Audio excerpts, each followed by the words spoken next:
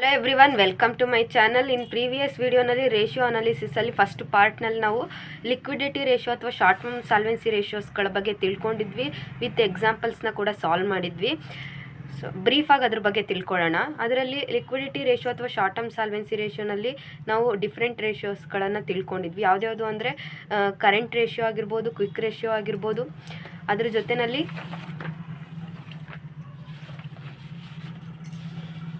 Absolute liquid ratio ಆಗಿರ್ಬೋದು, stock ಅಥವಾ inventory to working capital ratios ಬಗ್ಗೆ ನಾವು ಪ್ರೀವಿಯಸ್ ಕ್ಲಾಸ್ನಲ್ಲಿ ತಿಳ್ಕೊಂಡಿದ್ವಿ ಫ್ರೆಂಡ್ಸ್. ಓನ್ಲಿ ಫಾರ್ಮುಲಾಸ್ ಮಾತ್ರ ಹೇಳ್ತಾ ಹೋಗ್ತೀನಿ. Current ratio current asset divided by current liability. Current assets ಅಂದರೆ ಯಾವುದು? ವಿತಿನ್ 1 ಇಯರ್ನಲ್ಲಿ ಅಸೆಟ್ಸ್ಗಳು ಕ್ಯಾಶ್ ಆಗಿ ಕನ್ವರ್ಟ್ ಆಗೋದನ್ನ ನಾವೇನಂತ ಹೇಳ್ತೀವಿ ಅಂದರೆ ಕರೆಂಟ್ ಅಸೆಟ್ಸ್ ಅಂತ ಹೇಳ್ತೀವಿ. Cash in hand, cash at bank, marketable securities, stock, sundry debtors, bills of exchange, ಅದರಲ್ಲಿ ಬಿಲ್ಸ್ ರಿಸೀವಬಲ್ಲು, ಪ್ರಿಪೇರ್ಡ್ ಎಕ್ಸ್ಪೆನ್ಸಸ್ ಆಗಿರ್ಬೋದು. ಅದೇ ರೀತಿ ಕರೆಂಟ್ ಲೈಬಿಲಿಟೀಸ್ ಅಂದರೆ bills of exchange, bills payable. Bills of ಎಕ್ಸ್ಚೇಂಜಲ್ಲಿ ಬಿಲ್ಸ್ ಪೇಯಬಲ್ ಅಂತ ನೋಡ್ತೀವಿ. Sundry ಕ್ರೆಡಿಟರು, outstanding and accrued expense, income tax payable, bank overdraft. Short term liability ಅಂದರೆ within 1 year ಏನು liability ನಾವು ಪೇ ಆಫ್ ಮಾಡಬೇಕು, ಅದನ್ನೇ ಏನಂತ ಕರೀತಾರೆ? ಕರೆಂಟ್ ಲಯಬಿಲಿಟಿ ಅಂತ ಹೇಳ್ತಾರೆ. ಇದ್ರ ಸ್ಟ್ಯಾಂಡರ್ಡ್ ರೇಷಿಯೋ ಎಷ್ಟಿದೆ, ಐಡಿಯಲ್ ರೇಷಿಯೋ ಎಷ್ಟಿದೆ ಅಂದರೆ 2:1 ಫ್ರೆಂಡ್ಸ್. ಇದು second one quick ratio. Quick ರೇಷಿಯೋನ ಏನಂತ ಕರೀತಾರೆ? ಆಸಿಡ್ ಟೆಸ್ಟ್ ರೇಷಿಯೋ ಅಂತ ಕೂಡ ಕರೀತಾರೆ, ಲಿಕ್ವಿಡ್ ರೇಷಿಯೋ ಅಂತಲೂ ಕೂಡ ಕರಿತಾ ಹೋಗ್ತಾರೆ. ಅದ್ರ ಫಾರ್ಮುಲಾ ಏನು? Quick current asset divided by current liability ಅಂತ ಹೇಳ್ಬೋದು, ಅಥವಾ quick asset divided by current liability.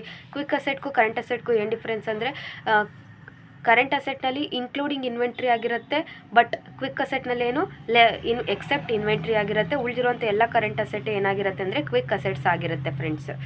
So ಅಥವಾ ಕ್ಯಾಶು ಪ್ಲಸ್ ಡೆಟಾಸು, ಟೆಂಪ್ರರಿ ಇನ್ವೆಸ್ಟ್ಮೆಂಟ್ಸು ಮತ್ತು ಅಕ್ರೂಡ್ ಇನ್ಕಮ್ಗಳನ್ನು ನಾವೇನಂತ ಹೇಳ್ಬೋದು? ಕ್ವಿಕ್ ಅಸೆಟ್ಸ್ ಅಂತ ಹೇಳ್ಬೋದು ಫ್ರೆಂಡ್ಸ್.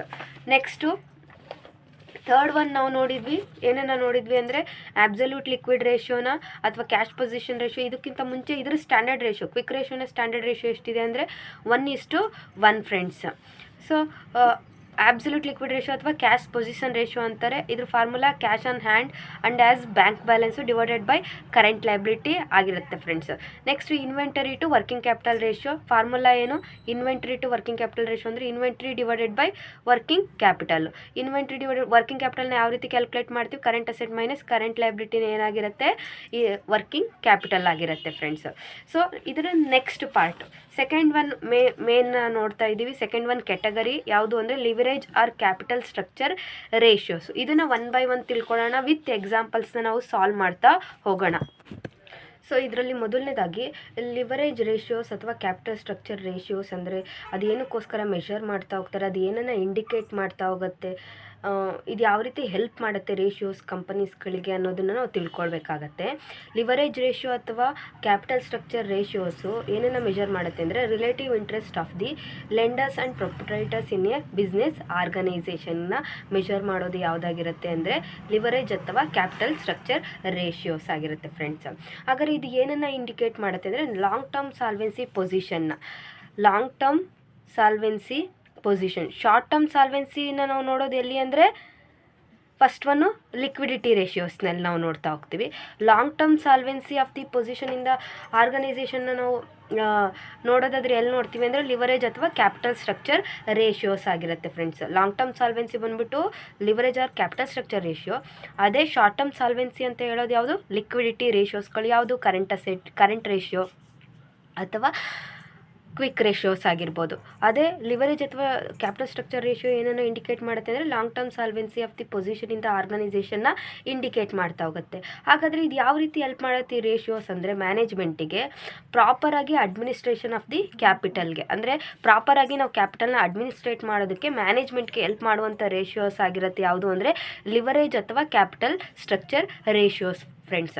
ಇದರಲ್ಲಿ ಫರ್ದರ್ ಟೈಪ್ಸ್ಗಳನ್ನು ನಾವು ನೋಡ್ಬೋದು. ಸಮ್ ಟೈಪ್ಸ್ಗಳು. ಮೊದಲನೇದು ಯಾವುದು? Debt equity ratio. Debt equity ratio ಅಂದರೆ ನಾವು ನೋಡ್ತೀವಿ ಇಲ್ಲಿ ಈ ಫಾರ್ಮುಲಾ ಏನಂದರೆ ಡೆಟ್ ಡಿವೈಡೆಡ್ ಬೈ ಈಕ್ವಿಟಿ ಆಗಿರುತ್ತೆ ಫ್ರೆಂಡ್ಸ್. ಫಾರ್ಮುಲಾ ಏನು? ಡೆಟ್ ಡಿವೈಡೆಡ್ ಬೈ ಈಕ್ವಿಟಿ ಆಗಿರುತ್ತೆ. ಡೆಟ್ ಈಕ್ವಿಟಿ ರೇಷಿಯೋ ಅಂತ ನಾವು ಹೇಳ್ಬೋದು. ಸೊ ಇದರ ಒಂದು ಸ್ಟ್ಯಾಂಡರ್ಡ್ ಏನಂದರೆ 2:1 ಆಗಿರುತ್ತೆ ಫ್ರೆಂಡ್ಸ್. 2 ಡೆಟ್ ಇದೆ ಅಂದರೆ 1 ಈಕ್ವಿಟಿ ಇರಲೇಬೇಕು ಅಂತ ಹೇಳುವಂಥ ರೇಷಿಯೋ ಆಗಿರುತ್ತೆ. ಯಾವುದು ಅಂದರೆ ಡೆಟ್ ಈಕ್ವಿಟಿ ರೇಷಿಯೋ. ಇದರ ಸ್ಟ್ಯಾಂಡರ್ಡ್ ಬಂದ್ಬಿಟ್ಟು ಎಷ್ಟಿದೆ ಅಂದರೆ 2:1 ಆಗಿರುತ್ತೆ ಫ್ರೆಂಡ್ಸ್. ಡೆಟ್ ಅಂದರೆ ಯಾವ್ದ್ಯಾವುದು ಇನ್ಕ್ಲೂಡ್ ಆಗುತ್ತೆ ಅಂದರೆ debt all external long term ಲಯಬಿಲಿಟಿನ ಇನ್ಕ್ಲೂಡ್ ಆಗುತ್ತೆ. ಯಾವುದು ಅಂದರೆ ಡೆಟ್ಟು. ಈಕ್ವಿಟಿ ಅಂದರೆ ಶೇರ್ ಕ್ಯಾಪಿಟಲ್ ಅಥವಾ ಆಲ್ ರಿಸರ್ವ್ ಆ್ಯಂಡ್ ಪ್ರಾವಿಷನ್ಸ್ಗಳನ್ನು ಏನಂತ ಕರೀತಾರೆ ಅಂದರೆ ಈಕ್ವಿಟೀಸ್ ಅಂತ ಹೇಳ್ತಾರೆ. ಕರೆಂಟ್ ಅಸೆಟಲ್ಲಿ ನೋಡಿದ್ವಿ, ಕರೆಂಟ್ ಲಯಬಿಲಿಟಿಯಲ್ಲಿ ಏನೇನು ಐಟಮ್ ಅಂತ ನಾವು ನೋಡಿದ್ವಿ. ಅದೇ ರೀತಿ ಡೆಟ್ ಅಂದರೆ all external long term liabilities ಆಗಿರುತ್ತೆ. ಈಕ್ವಿಟಿ ಅಂದರೆ ಶೇರ್ ಕ್ಯಾಪಿಟಲ್ ಮತ್ತು ಆಲ್ ರಿಸರ್ವ್ಸು ಮತ್ತು ಪ್ರಾವಿಷನ್ಸ್ಗಳನ್ನು ಏನಂತ ಹೇಳ್ಬೋದು, ಈಕ್ವಿಟಿ ಅಂತ ಹೇಳ್ಬೋದು ಫ್ರೆಂಡ್ಸ್. ಸೊ ಹಾಗಿದ್ದಾಗ ಈಗ ಈಕ್ವಿಟಿಯಲ್ಲಿ ನೋಡಿದ್ವಿ, ಈಕ್ವಿಟಿ ಅಂದರೆ ಏನು, ಶೇರ್ ಕ್ಯಾಪಿಟಲ್ ಅಂದರೆ, ಈ ಶೇರ್ ಕ್ಯಾಪಿಟಲ್ ಅಂದರೆ ಏನು, ಓನರ್ಸು ಅಥವಾ ಪ್ರೊಪ್ರೈಟರ್ಸ್ ಫಂಡ್ಸ್ಗಳಾಗಿರುತ್ತೆ. ಸೊ ಅದೇ ಶೇರ್ ಕ್ಯಾಪಿಟಲ್ ಆಗಿರುತ್ತೆ ಫ್ರೆಂಡ್ಸ್. ಡೆಟ್ ನಮಗೆ all long term liabilities, external long term liabilities ಅಂದರೆ ಸಮ್ ಕೇಸಸ್ನಲ್ಲಿ ಏನಾಗಿರುತ್ತೆ, ಬೋತ್ ಶಾರ್ಟ್ ಟರ್ಮ್ ಮತ್ತು ಲಾಂಗ್ ಟರ್ಮ್ ಲಯಬಿಲಿಟೀಸ್ ಇನ್ಕ್ಲೂಡ್ ಆಗಿರುತ್ತೆ. ಬಟ್ ಇಲ್ಲಿ ಯೂಶುವಲ್ ಆಗಿ ಏನು ಇನ್ಕ್ಲೂಡ್ ಆಗಿರುತ್ತೆ ಅಂದರೆ ಆಲ್ ಎಕ್ಸ್ಟರ್ನಲ್ ಲಾಂಗ್ ಟರ್ಮ್ ಲಯಬಿಲಿಟೀಸ್ಗಳು ಏನಾಗಿರುತ್ತೆ ಇಲ್ಲಿ ಇನ್ಕ್ಲೂಡ್ ಆಗಿರುತ್ತೆ ಫ್ರೆಂಡ್ಸ್. ಹಾಗಾದರೆ ಒಂದು ಎಕ್ಸಾಂಪಲ್ನ ಸಾಲ್ವ್ ಮಾಡ್ತಾ ಹೋಗೋಣ. ಫಾರ್ ಎಕ್ಸಾಂಪಲ್ಲು ಕ್ವಶನ್ ಪೂರ್ತಿ ಬರಿತಾ ಇಲ್ಲ ಇಲ್ಲಿ ನಾನು, ಹಾಗೇ ತಗೊಳ್ತಾ ಇದ್ದೀನಿ. The following balance sheet of ABC limited. ABC ಲಿಮಿಟೆಡ್ನ ಒಂದು ಬ್ಯಾಲೆನ್ಸ್ ಶೀಟ್ನ ಪ್ರೊವೈಡ್ ಮಾಡ್ತಾ ಇದ್ದಾರೆ. In the year ended of 31/3/2021 ಅಂತ ತಗೊಳ್ಳೋಣ ಎಕ್ಸಾಂಪಲ್. ಇಲ್ಲಿ ಲಯಬಿಲಿಟೀಸ್ನ ಗಿವನ್ ಮಾಡಿದ್ದಾರೆ. ಬ್ಯಾಲೆನ್ಸ್ ಶೀಟ್ ಅಲ್ವಾ ಪ್ರೊವೈಡ್ ಮಾಡ್ತಿರೋದು, ಲಯಬಿಲಿಟೀಸ್ನ ಕೊಟ್ಟಿದ್ದಾರೆ. ಅದೇ ರೀತಿ ಅಸೆಟ್ಸ್ನ ಪ್ರೊವೈಡ್ ಮಾಡ್ತಾ ಇದ್ದಾರೆ. ಓಕೆ, ಈಕ್ವಿಟಿ ಕ್ಯಾಪಿಟಲ್ಲು ಎಷ್ಟಿದೆ? Equity capital 10 lakh. 10 lakh. Reserves 6 lakh.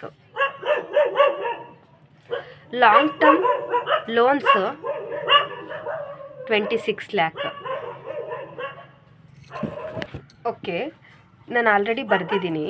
Current liability 8 lakh, fixed asset 30 lakh. Current ಅಸೆಟ್ನಲ್ಲಿ stock 4 lakh, debtors 4 lakh, loans and advances, loan advances ಎಷ್ಟಿದೆ? 6 lakh ಇದೆ. Total 50 lakh. ಈ ರೀತಿ ಕೊಟ್ಟಿದ್ದಾರೆ ಫ್ರೆಂಡ್ಸ್. ಇಲ್ಲಿ ನಾವು ಏನು ಮಾಡಬೇಕು, ಇವರು ಡೆಟ್ ಈಕ್ವಿಟಿ ರೇಷಿಯೋಸ್ಗಳನ್ನು ಕೇಳ್ತಾ ಇದ್ದಾರೆ ಅಂದರೆ ನಾವು ಡೆಟ್ ಈಕ್ವಿಟಿ ರೇಷಿಯೋಸ್ಗಳನ್ನು ಮಾಡಬೇಕಾಗತ್ತೆ.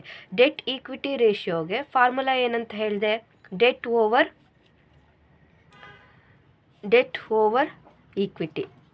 ಓವರ್ ಈಕ್ವಿಟಿ ಅಲ್ವಾ. ಡೆಟ್ ಅಂದರೆ ಎಷ್ಟಿದೆ ಇಲ್ಲಿ, ಡೆಟ್ ಎಷ್ಟು ಕೊಟ್ಟಿದ್ದಾರೆ ಅಂತ ನಾವು ನೋಡಬೇಕಾಗತ್ತೆ. ಡೆಟ್ ಅಂದರೆ ಏನು? ಲಾಂಗ್ ಟರ್ಮ್ ಅಂತ ಹೇಳಿದ್ವಿ. ಇಲ್ಲಿ ಲಾಂಗ್ ಟರ್ಮ್ ಲೋನ್ಸ್ ಎಷ್ಟಿದೆ? ಇಲ್ಲಿ ಕರೆಂಟ್ ಲಯಬಿಲಿಟಿ ಇದೆ, ನಮಗೆ ಲಾಂಗ್ ಟರ್ಮ್ ಬೇಕಾಗಿರೋದು. ಸೊ ಲಾಂಗ್ ಟರ್ಮ್ ಲೋನ್ಸ್ ಎಷ್ಟಿದೆ ಅಂದರೆ 26 lakh ಇದೆ ಫ್ರೆಂಡ್ಸ್. ಲಾಂಗ್ ಟರ್ಮ್ ಲೋನ್ಸ್ ಎಷ್ಟಿದೆ? 26 lakh ಇದೆ. ಅದೇ ರೀತಿ ನೆಕ್ಸ್ಟ್ ಈಕ್ವಿಟಿಯನ್ನು ಫೈಂಡ್ ಔಟ್ ಮಾಡಬೇಕು. ಈಕ್ವಿಟಿ ಅಂದರೆ ಏನಂದರೆ ಈಕ್ವಿಟಿ ಕ್ಯಾಪಿಟಲ್ಲು ಮತ್ತು ರಿಸರ್ವ್ಸೇ ಏನಾಗಿರುತ್ತೆ ಅಂದರೆ ಈಕ್ವಿಟಿ ಆಗಿರುತ್ತೆ. ಎಷ್ಟಿದೆ ಈಕ್ವಿಟಿ? ಎಷ್ಟಿದೆ? 10 + 6 lakh ಎಷ್ಟಾಗತ್ತೆ? 16 lakh. ಸೊ ಹಾಗಿದ್ದಾಗ ಡೆಟ್ ಎಷ್ಟಿದೆ? 26 lakh ಓವರ್ ಈಕ್ವಿಟಿ ಎಷ್ಟಿದೆ? 16 lakh. ಈಕ್ವಿಟಿ ಯಾವ ರೀತಿ ಕ್ಯಾಲ್ಕುಲೇಟ್ ಮಾಡ್ತೀವಿ? Equity capital plus reserves. Equity capital ಎಷ್ಟಿದೆ? 10 lakh ಪ್ಲಸ್ ರಿಸರ್ವ್ಸ್ ಎಷ್ಟಿದೆ? 6 lakh. ಅಲ್ಲಿಗೆ 16 lakh. ಕ್ಯಾನ್ಸಲ್ ಮಾಡಿದ್ವಿ ಅಂದರೆ 50 ಕ್ಯಾನ್ಸಲ್ ಆಯಿತು. 2 8 16, 2 1 2, 2 3 6. 13 ಡಿವೈಡೆಡ್ ಬೈ 18 ಅಂದರೆ 8 1 8 ಪಾಯಿಂಟ್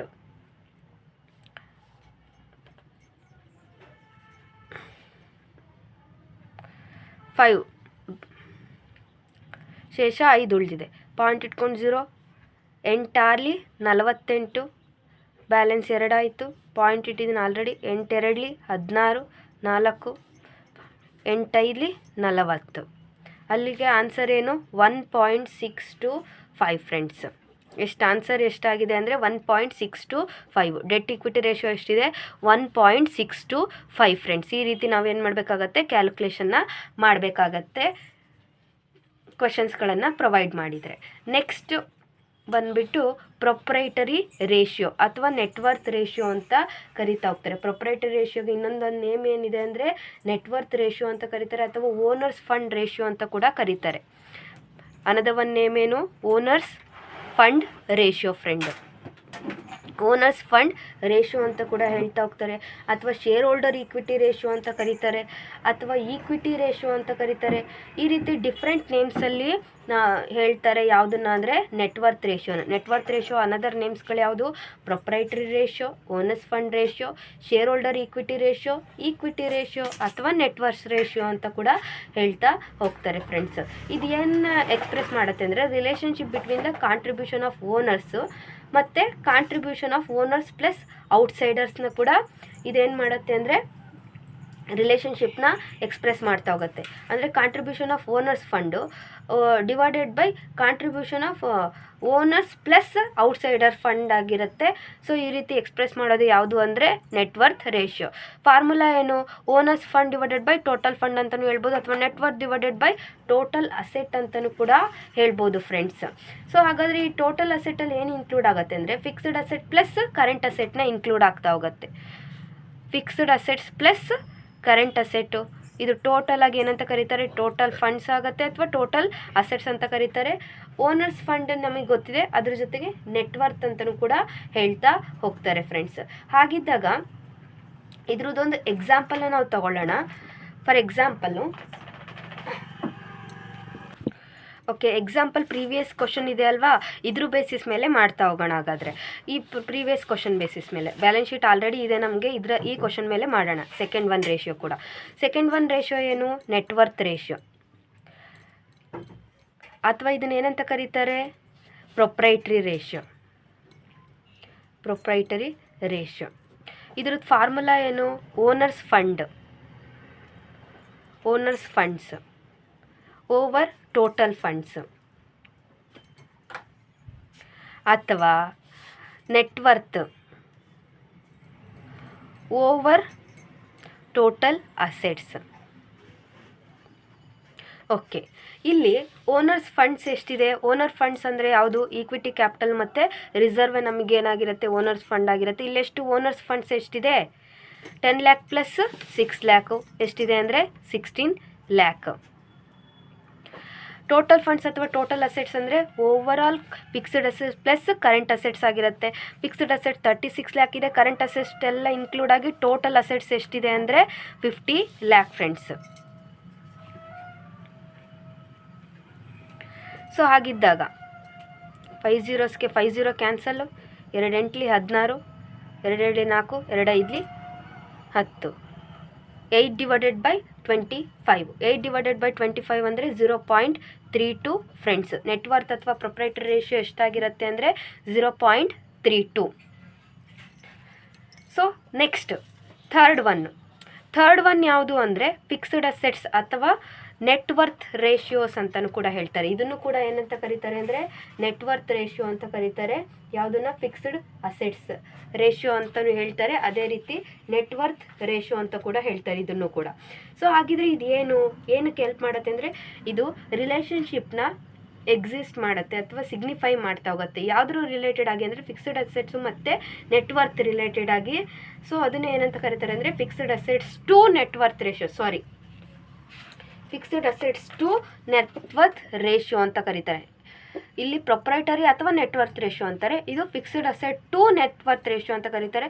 ಅಂದರೆ ಫಿಕ್ಸ್ಡ್ ಅಸೆಟ್ ಮತ್ತು ನೆಟ್ವರ್ತ್ನ ರಿಲೇಷನ್ಶಿಪ್ನ ಬಗ್ಗೆ ಸಿಗ್ನಿಫೈ ಮಾಡುವಂಥ ರೇಷಿಯೋನೇ ಯಾವುದಾಗಿರುತ್ತೆ ಅಂದರೆ fixed assets to net worth ratio ಆಗಿರುತ್ತೆ. ಹಾಗಾದರೆ ಫಿಕ್ಸ್ಡ್ ಅಸೆಟ್ಸ್ ಅಂದರೆ ಯಾವುದು ಅಂದರೆ ಎಲ್ಲ ಫಿಕ್ಸ್ಡ್ ಅಸೆಟ್ಸ್ ಇರುತ್ತೆ, ಅದರಲ್ಲಿ ಡಿಪ್ರೆಸಿಯೇಷನ್ನ ಲೆಸ್ ಮಾಡಿದ್ರೆ ಏನು ನಮಗೆ ಸಿಗುತ್ತೆ ಅದೇ ಏನಾಗುತ್ತೆ ನೆಟ್ ಫಿಕ್ಸ್ಡ್ ಅಸೆಟ್ಸ್ಗಳನ್ನು ಕನ್ಸಿಡರ್ ಮಾಡ್ತಾ ಹೋಗುತ್ತೆ. ನೆಟ್ ಫಿಕ್ಸ್ಡ್ ಅಸೆಟ್ಸ್ ಅಂದರೆ ಏನು?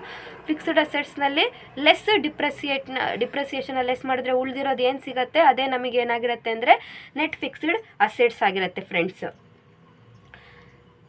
ಅಥವಾ ಎಕ್ಸ್ಕ್ಲೂಡಿಂಗ್ ಎನಿ ಫೈನಾನ್ಷಿಯಲ್ ಇನ್ವೆಸ್ಟ್ಮೆಂಟು, ಅದನ್ನು ನಾವೇನಂತ ಕರಿತೀವಿ ಅಂದರೆ ಫಿಕ್ಸ್ಡ್ ಅಸೆಟ್ಸ್ ಅಂತ ಕರಿತೀವಿ. ನೆಟ್ವರ್ತ್ ನಮ್ಗೆ ಆಲ್ರೆಡಿ ಗೊತ್ತು, share capital, reserves and surplus ಟೋಟಲಾಗಿ ಏನಂತ ಕರೀತಾರೆ? ನೆಟ್ವರ್ತ್ ಅಂತ ಹೇಳ್ತಾ ಹೋಗ್ತಾರೆ. ಫಾರ್ಮುಲಾ ಏನಾಗಾದರೆ net fixed assets divided by net worth ಅಂತ ಹೇಳ್ಬೋದು ಫ್ರೆಂಡ್ಸ್. ಏನು ಫಾರ್ಮುಲಾ ಇದಕ್ಕೆ? Net fixed assets divided by net worth. ಹಾಗಾದರೆ ಇದ್ರದ್ದು ಐಡಿಯಲ್ ರೇಷಿಯೋ ಎಷ್ಟು ಅಂತ ಹೇಳ್ಬೋದು. ಐಡಿಯಲ್ ರೇಷಿಯೋ ಎಷ್ಟಾಗಿರುತ್ತೆ ಅಂದರೆ 2/3 ಆಗಿರುತ್ತೆ ಫ್ರೆಂಡ್ಸ್. 2/3 ಆಗಿರುತ್ತೆ, ಅಥವಾ 0.66 ಅಂತ ಹೇಳ್ಬೋದು ಫ್ರೆಂಡ್ಸ್. ಇದರ ಐಡಿಯಲ್ ರೇಷಿಯೋ ಎಷ್ಟಾಗಿರುತ್ತೆ ಅಂದರೆ 2/3 ಅಥವಾ 0.66 ಅಂತ ಹೇಳ್ಬೋದು. ಯಾವುದ್ರದ್ದು ಐಡಿಯಲ್ ರೇಷಿಯೋ? ಫಿಕ್ಸ್ಡ್ ಅಸೆಟ್ಸಿಂದು. 2:1 ಕರೆಂಟ್ ರೇಷಿಯೋ, 1:1 ಕ್ವಿಕ್ ರೇಷಿಯೋ, 2/3 ಯಾವುದ್ರದ್ದು ಅಂದರೆ fixed assets to net worth ratios ಆಗಿರುತ್ತೆ. ಸೊ ಹಾಗಾದರೆ ಇದರಲ್ಲಿ ಇದಕ್ಕೂ ಕೂಡ ಒಂದು ಪ್ರಾಬ್ಲಮ್ನ ಸಾಲ್ವ್ ಮಾಡೋಣ. ಆಲ್ರೆಡಿ ಪ್ರೀವಿಯಸ್ ಪ್ರಾಬ್ಲಮ್ ಇದೆ, ಅದರಲ್ಲೇ ಇದನ್ನು ಕೂಡ ನಾವು ಅಪ್ಲಿಕೇಬಲ್ ಮಾಡಿ ಆನ್ಸರ್ನ ಫೈಂಡ್ ಔಟ್ ಮಾಡೋಣ. ಇಲ್ಲಿ ಈ ಫಾರ್ಮುಲಾ ಏನಿದೆ? Net fixed assets to net worth ratio. Formula ಏನಾಗಿರುತ್ತೆ ಅಂದರೆ net fixed assets over net worth. ಹಾಗಾದರೆ ನೆಟ್ ಫಿಕ್ಸ್ಡ್ ಅಸೆಟ್ಸ್ ಅಂದರೆ ಏನು ಅಂತ ಹೇಳಿದೆ? ನೆಟ್ ಫಿಕ್ಸ್ಡ್ ಅಸೆಟ್ಸ್ ಅಂದರೆ ಇಲ್ಲೇನಾದ್ರು ಡಿಪ್ರೆಸಿಯೇಷನ್ ಕೊಟ್ಟಿದ್ದಾರೆ? ಕೊಟ್ಟಿಲ್ಲ. ಓನ್ಲಿ ಫಿಕ್ಸ್ಡ್ ಅಸೆಟ್ಸ್ ಕೊಟ್ಟಿದ್ದಾರೆ. ಎಷ್ಟು? 36 ಲ್ಯಾಕು. ಅದೇ ನಮಗೆ ಏನಾಗಿರುತ್ತೆ? ನೆಟ್ ಫಿಕ್ಸ್ಡ್ ಅಸೆಟ್ಸ್ ಆಗಿರುತ್ತೆ 36 lakh. Divided by net worth. Already ನಾವು ನೆಟ್ವರ್ತ್ಗಳನ್ನು ಪ್ರೀವಿಯಸ್ ಎರಡೂ ಫಾರ್ಮುಲಾದಲ್ಲೂ ಕೂಡ ಕ್ಯಾಲ್ಕುಲೇಟ್ ಮಾಡಿದ್ವಿ. ನೆಟ್ವರ್ತ್ ಅಂದರೆ ಎಷ್ಟಾಗುತ್ತೆ? Equity capital plus reserves. Total ಎಷ್ಟಾಗುತ್ತೆ ಫ್ರೆಂಡ್ಸ್? 16 ಲ್ಯಾಕ್.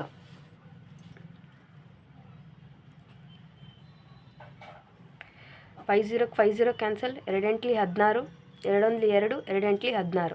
18/8, 2 4 8, 2 9 18. 9/4. 9/4 ಅಂದರೆ ಎಷ್ಟಾಗತ್ತೆ ನಮಗೆ? 2.25 friends. Fixed assets to net worth ratio answer ಎಷ್ಟಾಗಿರುತ್ತೆ ಅಂದರೆ 2.25 ಆಗಿರುತ್ತೆ. ಈ ರೀತಿ ನಾವು ಕ್ಯಾಲ್ಕುಲೇಷನ್ನ ಮಾಡ್ತಾ ಹೋಗ್ತೀವಿ. ನೆಕ್ಸ್ಟು ಹಾಗಾದರೆ ಫೋರ್ತ್ ಒನ್ ಯಾವುದು ರೇಷಿಯೋ ಇದರಲ್ಲಿ? ಲಿವರೇಜ್ ಅಥವಾ ಕ್ಯಾಪಿಟಲ್ ಸ್ಟ್ರಕ್ಚರ್ ರೇಷಿಯೋನಲ್ಲಿ ಅಂದರೆ current assets to net worth ratio friends. Current assets to net worth ratio ಹೆಸರಲ್ಲೇ ಇದೆ. Current asset to net worth ratio ಅಂದರೆ current asset divided by net worth. Fixed assets to net worth ratio ಅಂದರೆ net fixed asset divided by net worth formulas. So ಹಾಗಾದರೆ current assets to net worth ರೇಷಿಯೋನ ಏನನ್ನು signify ಮಾಡುತ್ತೆ ಅಂದರೆ relationship between the current asset ಮತ್ತು ನೆಟ್ವರ್ತ್ನ ರಿಲೇಷನ್ಶಿಪ್ನ exist ಮಾಡ್ತಾ ಹೋಗುತ್ತೆ. ಏನೇನು ಕರೆಂಟ್ ರೇಷಿಯೋಸ್ನಲ್ಲಿ ಏನನ್ನು ಶೋ ಮಾಡಿರ್ತಾರೆ ಕರೆಂಟ್ ಅಸೆಟ್ಸು ಎಲ್ಲ ಐಟಮ್ ಕೂಡ ಇನ್ಕ್ಲೂಡ್ ಆಗಿರುತ್ತೆ. ಯಾವುದರಲ್ಲಿ ಅಂದರೆ ಕರೆಂಟ್ ಅಸೆಟ್ನಲ್ಲಿ. ನಾವು ಆ ರೇಷೋನಲ್ಲಿ ಕರೆಂಟ್ ಅಸೆಟ್ಗಳು ಯಾವ್ದು ಅಂತ ನಾವು ಕಲ್ತಿದ್ವಿ, ಅದೆಲ್ಲದೂ ಕೂಡ ಬರುತ್ತೆ. ನೆಟ್ವರ್ತ್ ಅಂದರೆ ಶೇರ್ ಕ್ಯಾಪಿಟಲ್ಲು, ರಿಸರ್ವ್ಸು ಮತ್ತು ಸರ್ಪ್ಲಸ್ ಆಗಿರುತ್ತೆ. Once again I repeat. So ಹಾಗಿದ್ದಾಗ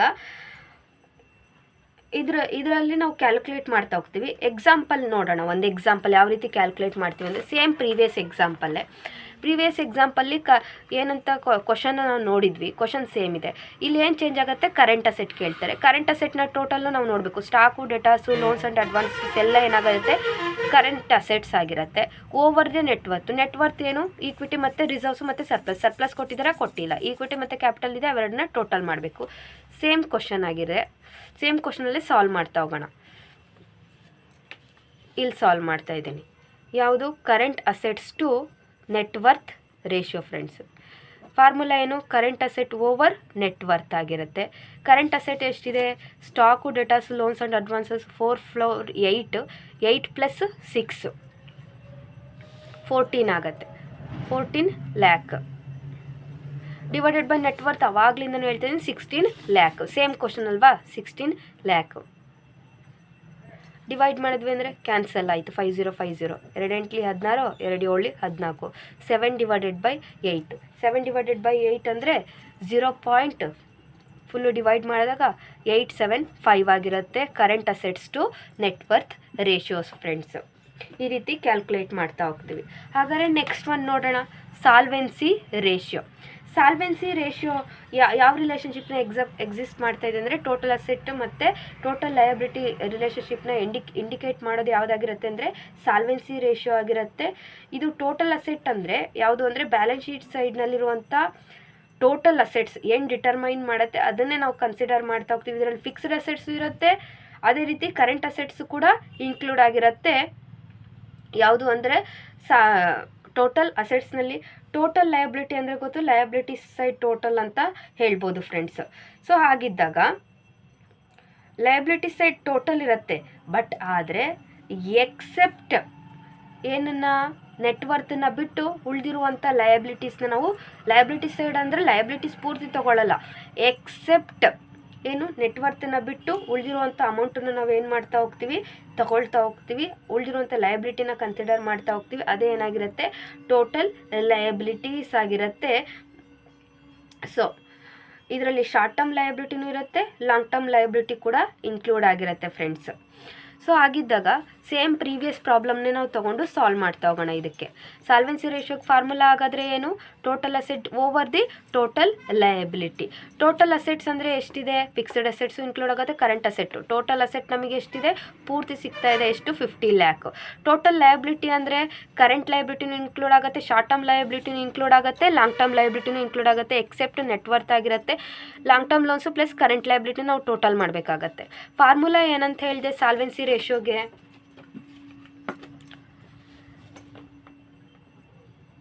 solvency ratio is equal to total asset over total liability. Total assets ಎಷ್ಟಿದೆ, 50 ಲ್ಯಾಕ್. ಟೋಟಲ್ ಲಯಬಿಲಿಟಿನಲ್ಲಿ ಏನೇನು ಕೊಟ್ಟಿದ್ದಾರೆ ಅವರು ನಮಗೆ ಕ್ವಶನಲ್ಲಿ, ಲಾಂಗ್ ಟರ್ಮ್ ಲೋನ್ಸ್ ಕೊಟ್ಟಿದ್ದಾರೆ. ಎಷ್ಟಿದೆ long term loans, 26 lac.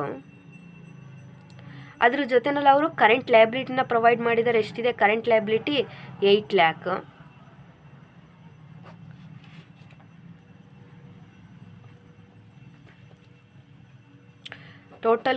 Total liabilities ಎಷ್ಟಾಗುತ್ತೆ, 34 lac friends, over 34 lakhs.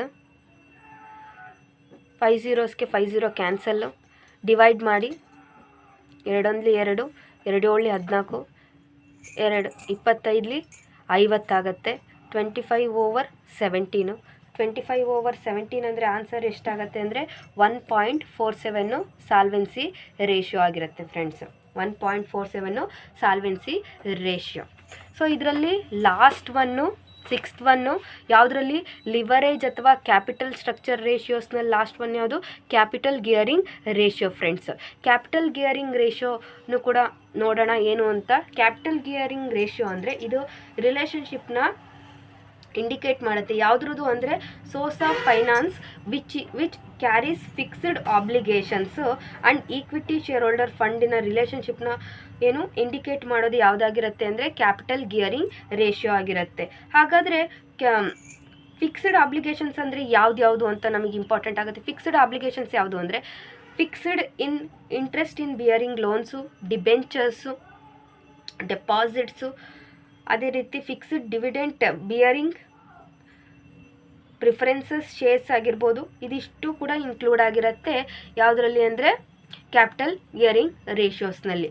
So ಇದ್ರ ಫಾರ್ಮುಲಾ ಏನು ಅಂದರೆ ಇಲ್ಲಿ ಬರೆದಿದ್ದೀನಿ, fixed in bearing loans, deposits, debentures plus fixed dividend bearing preferences divided by equity share holder fund ಆಗಿರುತ್ತೆ friends.